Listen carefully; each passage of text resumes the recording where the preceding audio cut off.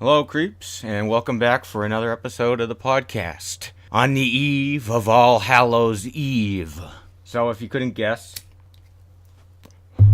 today's going to be a Halloween-themed episode, more actually a Halloween preparation episode, is what I would like to call it. Because today, what I'm going to be giving you is Doc Fugit, Horrid Lore's personalized list of what we think is the best thing to tune into and to check out for the season. Because we think, personally, that obviously horror movies are great to watch at this time of year, but horror movies are great to watch all year round, and I think you'd agree with me. So what I'm going to do at first is I'm going to list off our favorite Halloween specials, namely the Treehouse of Horror specials. We're going to go in deep on the Treehouse of Horror specials and some other ones here and there, and then I'm going to get into our favorite movies to watch around Halloween, which might kind of surprise you, because here at Horrid Lore, around this time of year, we are more into things that are themed around Halloween and not so much just things that are spooky. Well, I mean, yeah, I guess things that are spooky, I guess that's an adjective that we would use for what our list is comprised of. It's just, there's some horror that doesn't really push all the right buttons around this time of year, in our opinion, and I guess we'll get more into that after. Let's start off with a real simple subject that I'm sure we can all agree on, which is the Treehouse of Horror specials from The Simpsons, which are, I think, the 29th one just came out the other week, and actually it was pretty good. But what I'm going to be doing is, in the beginning here, since, I'm such a dedicated Simpsons fan, have been my whole life, I'm going to have to go out there and say that the first 13 Treehouse of Horrors, in my opinion, were all amazing. Worth watching. Well, let's start from the start with the first one, which aired October 25th, 1990, in Season 2, because Season 1 was shorter, and they didn't really... Maybe they hadn't conceived of this yet, or maybe it just hadn't aired during the Halloween season, because I know the first episode was a Christmas episode. And the first one, honestly, is probably the best fucking Halloween special ever, honestly, if you ask me. They do this in the future with their fucking ability to kind of mold their own story out of something that's so enormous in pop culture. Like in this one, they had the Amityville Horror and Poltergeist and that Bad Dream House segment, which is actually kind of creepy. Pretty creepy. The fucking die, everybody die. Always kind of freaked me out as a child. And the second segment is where we are introduced to Kang and Kodos, and another one that's never seen again, Sirach the Preparer, probably because he was voiced by James Earl Jones. But this was an amazing spin on like a Twilight Zone story. Like it's basically the opposite of To Serve Man, and I mean, it's a cookbook. It says how to serve humans. No, there's space dust on there. It says how to serve 4 humans. I thought that was just it's a nice little twist and a little tip of the hat to the Twilight Zone. And the last one is just a straight up reading of Edgar Allan Poe's The Raven by James Earl Jones, probably the best reading of The Raven ever given in anything ever. I mean, unless there was some that never got recorded that were better than this, but I find it hard to believe. So, I mean, there's nothing negative really for me to say at all about this one. There's nothing negative for me to say about any of the first 13, to be completely frank with you. But this one is just definitely the best one. I take back what I said earlier. It's not one of the best Halloween specials ever. It is the best Halloween special ever. And that's why this has become a fucking staple in the tradition of Halloween, that we get Treehouse of Horror every single year for the last 28 fucking years. So in short, if you are short on time, you should definitely just check out the first one if you're pressed for time and don't have time to check out any more. I mean, as you know, I may have mentioned this before, I'm very biased, and the 4th season of The Simpsons is probably my favorite single season of any television show ever. That show could really do no wrong with Conan O'Brien as the head writer, but I'm afraid I'm going to have to say that Season 4's special, Treehouse of Horror Part 3, is my second favorite, because nothing beats the first Treehouse of Horror. Because it literally is, it sets up the whole story, too. How did I not even mention this? It sets up what Treehouse of Horror is. It's fucking Bart and Lisa trying to scare the shit out of each other, and Homer being the one sitting outside listening, being the most scared of all. And I like to think that, it's not a shown framing device, but that's what I like to think when we see all these episodes, that's the formula of what's going on in the Simpsons world while all these stories are being told. I mean, because obviously these stories are not fucking canon, because for Christ's sake, Willie dies in all 3 segments in the 5th one. Which leads us into what I was talking about before, Treehouse of Horror 3, which I guess goes against what I just said, but because the framing device in this one is a Halloween party, but, it doesn't really matter to me because it's fun. It's just such a real vibe of how fucking lame Halloween parties were when you were a kid. That fruit is nature's candy. Christ, if I could fucking if I had $1 for every time I heard that shit when I was a kid. And I think somebody throws the bowl of grapes at her after she says that, which is fucking amazing. Well, the first one is pretty amazing in its own right because it's a fucking meme in its own. It's the fucking Living Doll episode, which is kind of like the Talking Tina episode of The Twilight Zone and Child's Play, I guess, mixed in a little bit. Although I guess more the new Child's Play. But I'll go to get into that more in a second. Where Homer buys the evil, cursed doll for Bart. And, that's bad. That's good. That's bad. This is the one where that meme comes out of. Well, anyway, Homer buys the cursed doll for Bart, and it turns out in the end that it was switched to evil instead of good. And apparently that's legitimately what the fucking premise of the new Child's Play movie is going to be, that he's going to be haywire, AI. Chucky wasn't made by no stupid gree Haitian voodoo curse. Chucky's evil AI, and Aubrey Plaza's the mom, and it's gonna fucking suck. Alright, well, enough of my opinion on that one. Because the second story is very fucking funny, too, and again, the framing story really goes into it perfectly with Grandpa calling out Homer on telling a shitty horror story because he couldn't even keep the plot points together in like a 3-sentence story. Grandpa says to him, "I've coughed up things scarier than that." "Oh, Grandpa, I bet you've seen a lot of interesting things in your life." "That's a lie and you know it."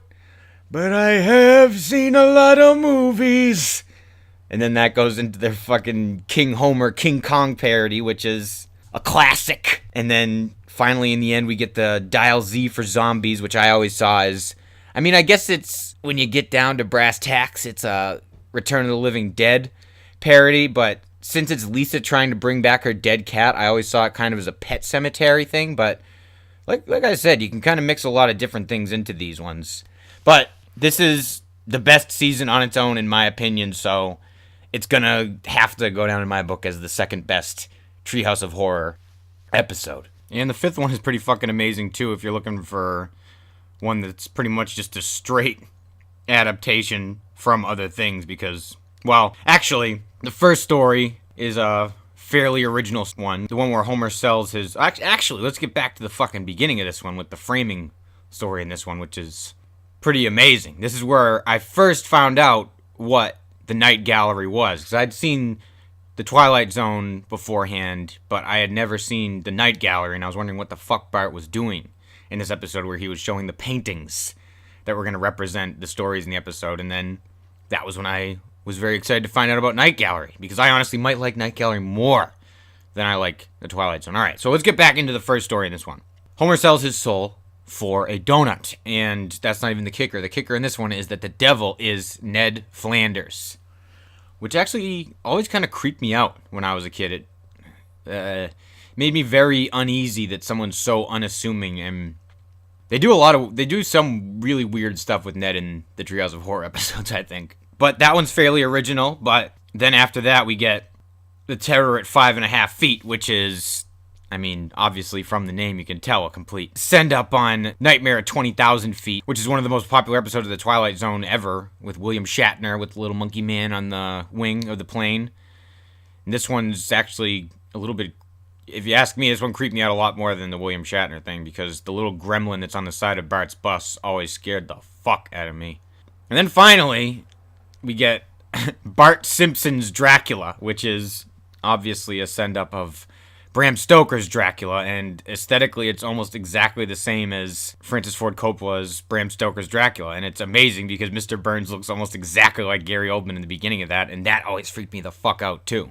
Okay, so let's roll right along into the fifth one, which is another one that has a very famous parody of something else that was very famous with The Shinning. I'm sure you've all seen, if not the episode, at least the fucking gifs of Homer Simpson turning into Jack Torrance. And I mean, it works pretty amazingly. They get like the fact that Moe is the fucking bartender that's trying to convince. Sure, I'm happy, Homer. La la la la la la la. Now waste your family. It's one of my favorite aspects of the episode, to be honest. And the next one is really weird. The Time and Punishment episode where Homer goes back in time after trying to fix the broken toaster, and there's a butterfly effect deal. He goes back to the prehistoric ages, and I think he kills a mosquito. And when he comes back, like I was saying earlier, they do weird shit with Ned in these Treehouse of Horror episodes, or at least they did back then, because he comes back to a world where Ned Flanders is the fucking dictator, and like people have to go in and get like lobotomies and dress exactly like Ned. They have to get like smiles stretched up onto their faces. Like that freaked me out too when I was a fucking kid. Then finally, Nightmare Cafeteria. This one always weirded me the fuck out when I was a kid, where Principal Skinner is worried about the overcrowded schools and the latest budget cut that Lunch Lady Doris has suffered, forcing her to give them grade F meat. And Principal Skinner comes up with the idea of killing two birds with one stone and killing and eating the kids.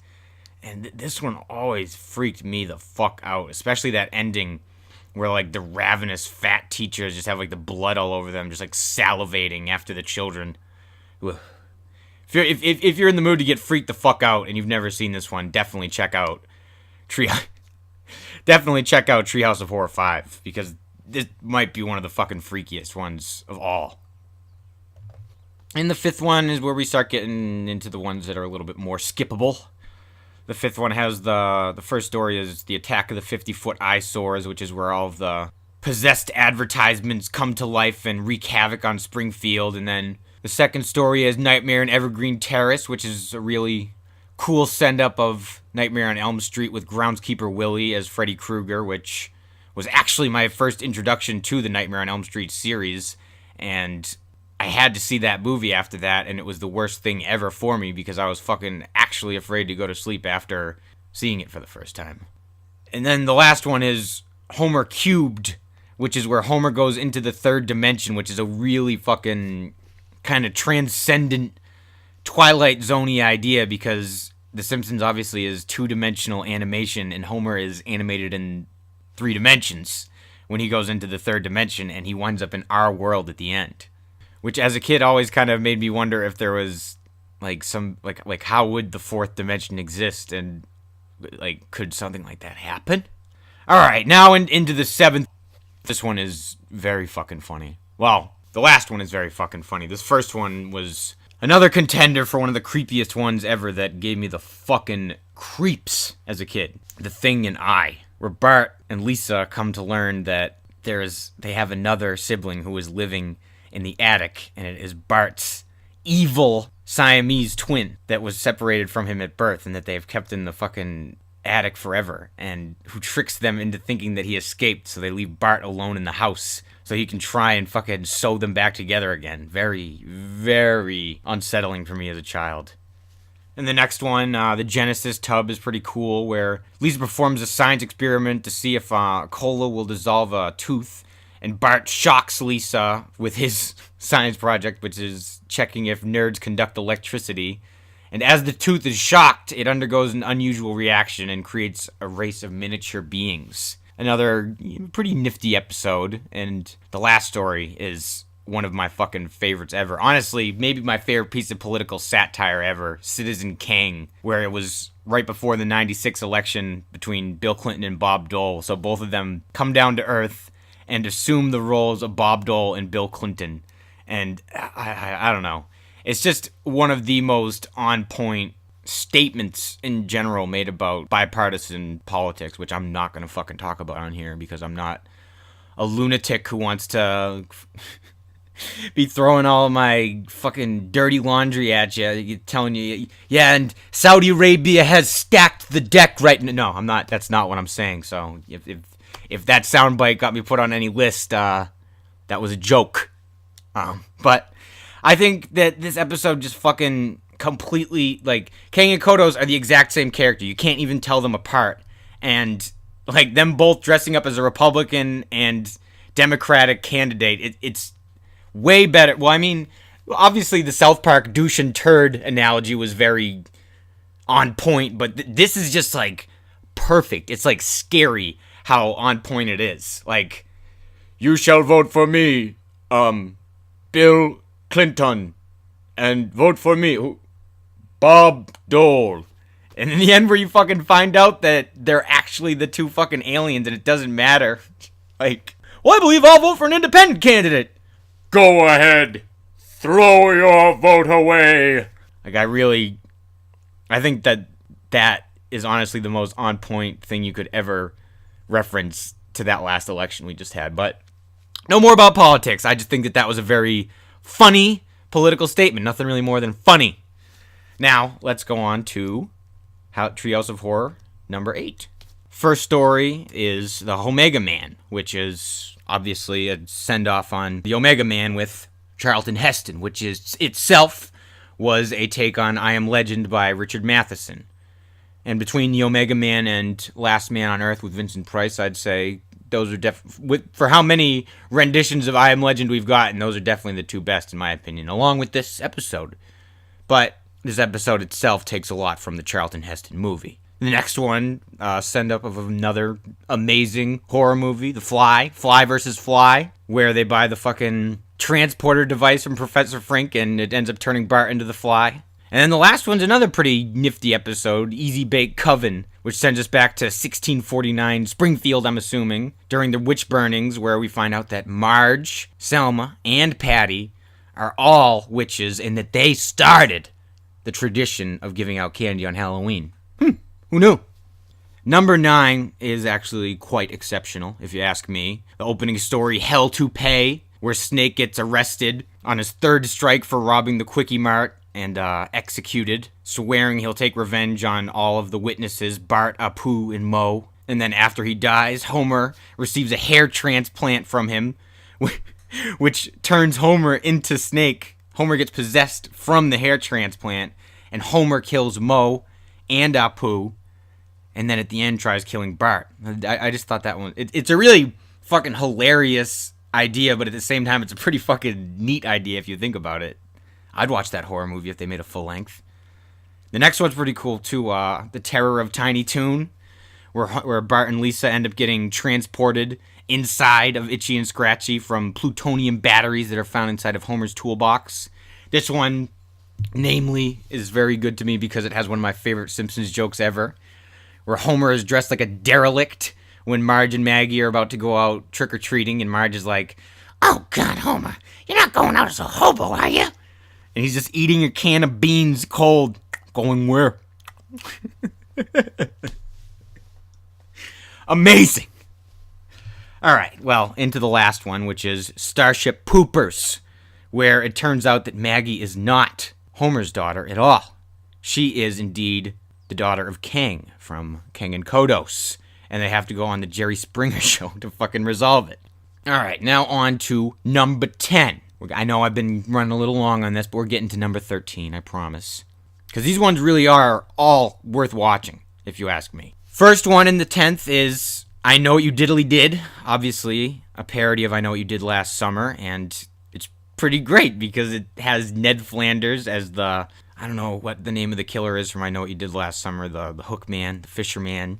And then in the end it turns out that he's a werewolf, just so perfect, true to form for Treehouse of Horror, taking everything and fucking turning it up to 1,000,000 and then flipping it on its head. Then the next one, Desperately Zeeking Xena, with Lucy Lawless, where she gets kidnapped by a comic book guy who is known in this as the Collector, a villain to Stretch Dude and Clobber Girl, who are the superhero personas of Bart and Lisa. Fun episode. And then the last one, Life's a Glitch, Then You Die, which takes place on December 31st, 1999, and depicts the Y2K crash that everyone was predicting. And this one has another one of my favorite jokes. I posted this on my Instagram not too long ago.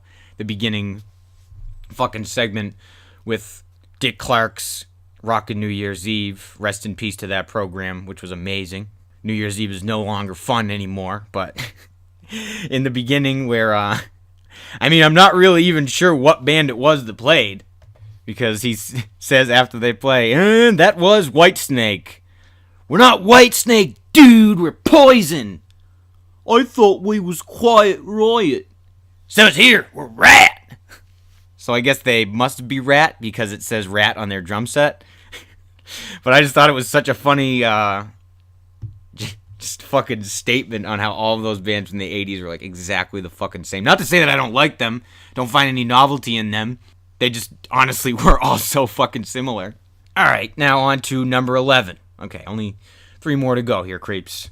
And then I'm going to get into the ones that were after that are actually worth watching, because there are so many Treehouse of Horrors that are worth watching. And like I said, it's a staple in our generation's celebration of Halloween. And I think it's one of the coolest things to celebrate Halloween with, above almost any horror movie, barring Halloween.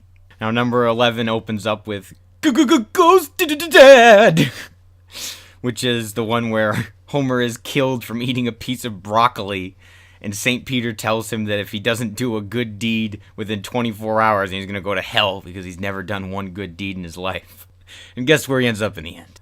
The next one is Scary Tales Can Come True, which is basically the Simpsons Grimm's Fairy Tales.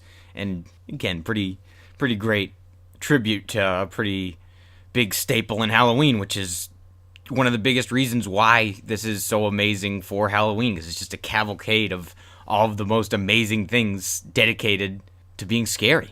Now, the last one was actually very scary to me, too, because, I don't know, dolphins always freaked me out. Next one was Night of the Dolphins, which was kind of a parody of The Birds, I guess, because it shows something very non-assuming, kind of non-intimidating, taking over in a very vicious way.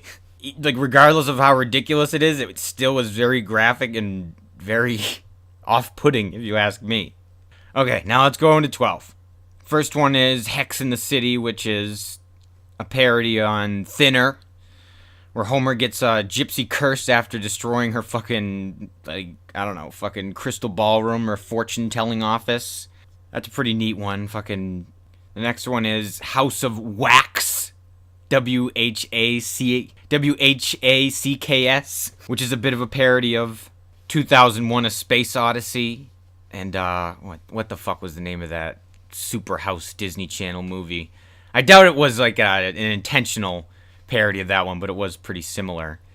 In which Pierce Brosnan voices a very reminiscent of Hal from 2001 type character, and he goes insane as the house and wants to steal Marge from Homer.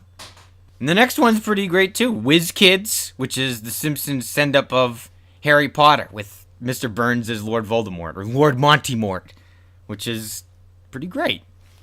Alright, now finally on to 13, the last one I'm going to be going all in on. Now this one opens with a parody of something a lot of you maybe haven't seen, Multiplicity, a little movie with Michael Keaton from the 90s where he had a bunch of clones. Except in this one, Homer gets all the clones. The next one was The Fright to Creep and Scare Harms. The Fright to Creep and Scare Harms, which is where fucking Lisa gets rid of all of the guns in Springfield, and then Billy the Kid comes back from the grave with fucking Jesse James and the Sundance Kid. And they take over Springfield because they ain't got no guns left.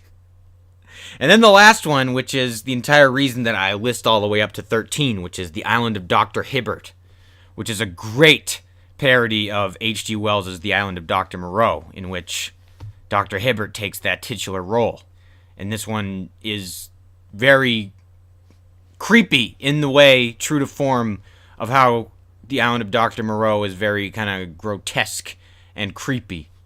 Alright, so now, I guess since I went so hard into those first 13, I'll stay pretty brief on the following ones. I'll trim it down to one short and one couch gag if you gotta watch only two things that are outside of here. Because in Treehouse of Horror 15, there is a very amazing Sherlock Holmes parody where Lisa plays Sherlock Holmes and Bart is Watson, which is named Four Beheadings and a Funeral, which is also kind of a parody of From Hell, which, if you've seen the movie of that with Johnny Depp, then you should definitely read the comic book with Alan Moore, because the movie and the book are nothing alike, and if you like the movie, then the book is literally, like, exactly what the movie was, but a billion times better.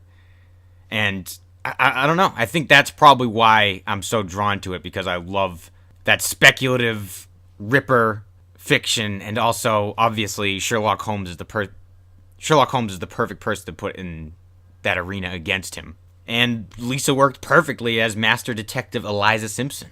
And finally, if you've never seen this before, this is short. This is like a 4-minute YouTube video you can find for Treehouse of Horror 24. Guillermo del Toro directed it, and it has literally like everything cool you could possibly imagine there, including a bunch of references to his own fucking work, which is pretty amazing. Alright, well, now we will veer away from The Simpsons and Treehouse of Horror. Some other ones that I can staunchly suggest are, well, obviously the Venture Brothers, very Venture Halloween, but I discussed that at length yesterday, and that's up on my YouTube channel, so if you want to hear me talk about that, you can go there and hear that. Also, I would have to advise, if you haven't seen it yet, last year's Halloween special from South Park, or what's it called? 1 second. Sons of Witch. And, I mean, they've had a couple pretty good Halloween specials, but I think this is hands down the best one they've done, because it actually kind of creeped me out.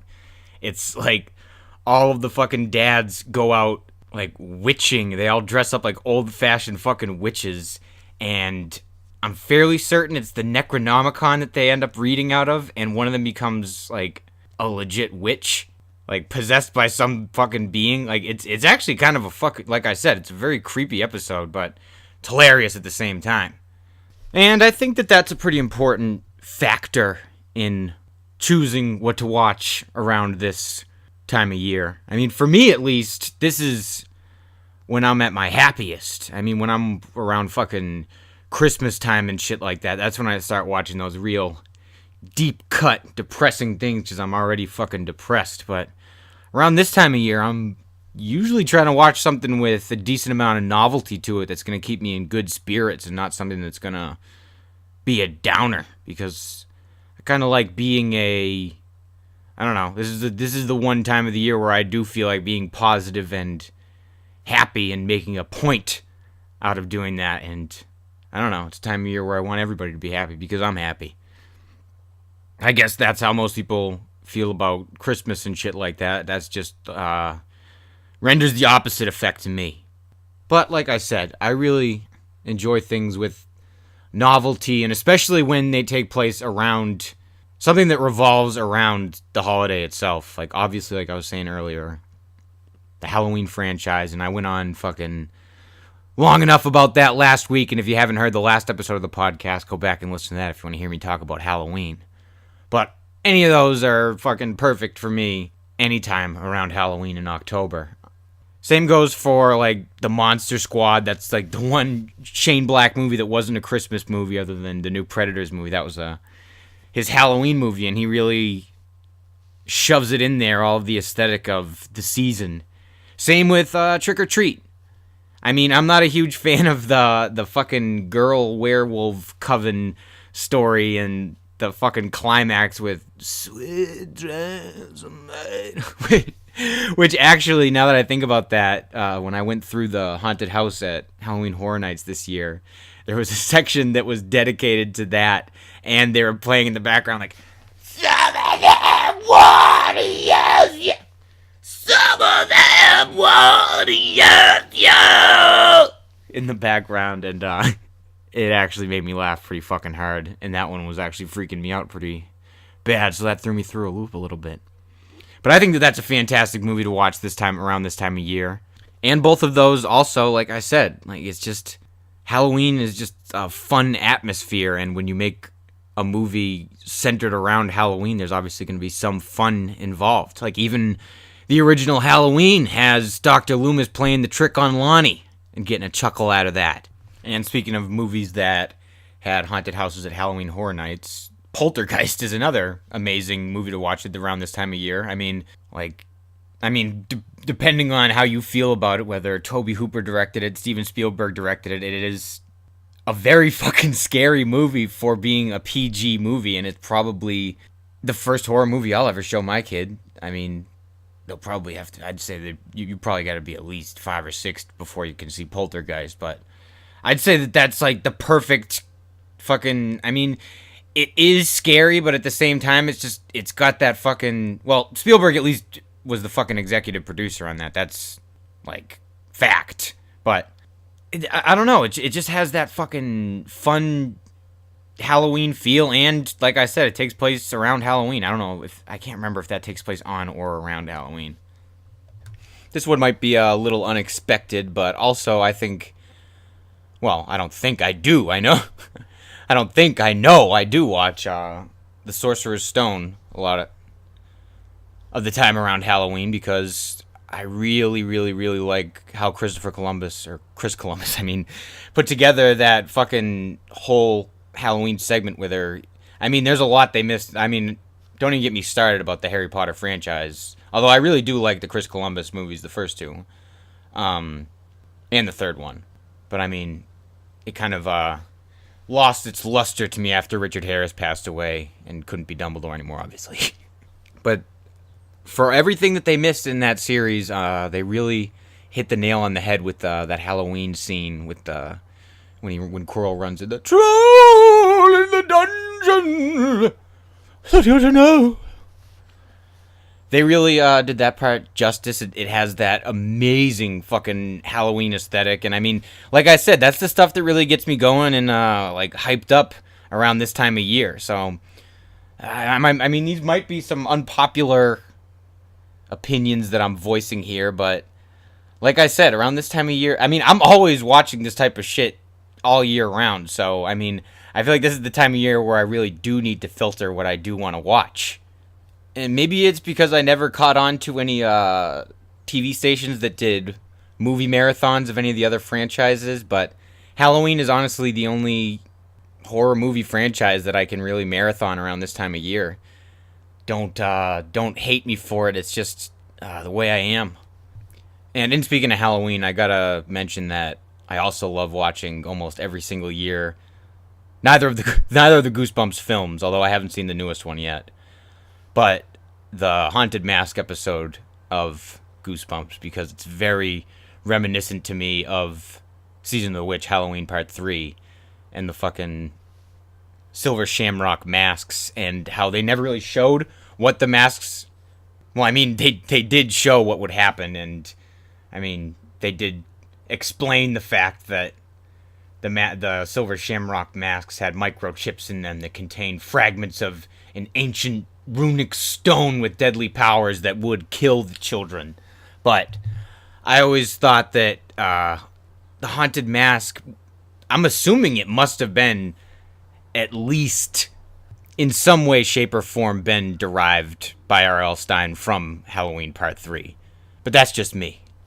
But I think it's kind of a cool, less or more child-friendly version of what the silver shamrock masks were, and at the same time it still was very off-putting. It fucking freaked me the fuck out as a kid, and I still find myself enjoying that particular episode, or 2 episodes, immensely. And that's something I also, whether it's subconscious or on purpose, always find myself watching and around Halloween. Because I do work at a school, and I can force the kids to watch whatever the fuck I want them to watch. Obviously, in the bounds of things that are appropriate for them to watch, but, you know, they gotta learn good taste somewhere. Yeah, and mentioning things that are inappropriate for children to watch. And I saw I saw The Exorcist for the first time when I was probably 11, and I was definitely too young to have seen that for the first time. I still honestly think that I'm probably too young to see it. Um, but I'm going to use that as an example of something that is not really preferable for me to watch around this time of year, because I watched it the other day. It was actually the first time I'd seen the director's cut as an adult, and now I can say that the regular cut is indeed, that the original theatrical cut is indeed better than the director's cut, because I hadn't seen, like I said, I hadn't seen it. I think the first time I ever saw it was the director's cut. Yeah, because the first time I saw, I think, yeah, we had to sneak it. One of my friend's parents had it on fucking DVD when it got released, like when the director's cut came out in 99, 2000, 2001, whatever it was. But yeah, we snuck out after like fucking pretending we were asleep, like 1 o'clock in the morning, and watched it. Too much for me to handle. I mean, I didn't notice that in that point in time. I didn't have the fucking critical acumen that I have now. But it really does kind of take out of the mystique and claustrophobia of her being in the room when they show her fucking crawling up and down the stairs. It adds nothing, and it honestly, like I said, takes away from claustrophobia and just the fact that that room belongs to them.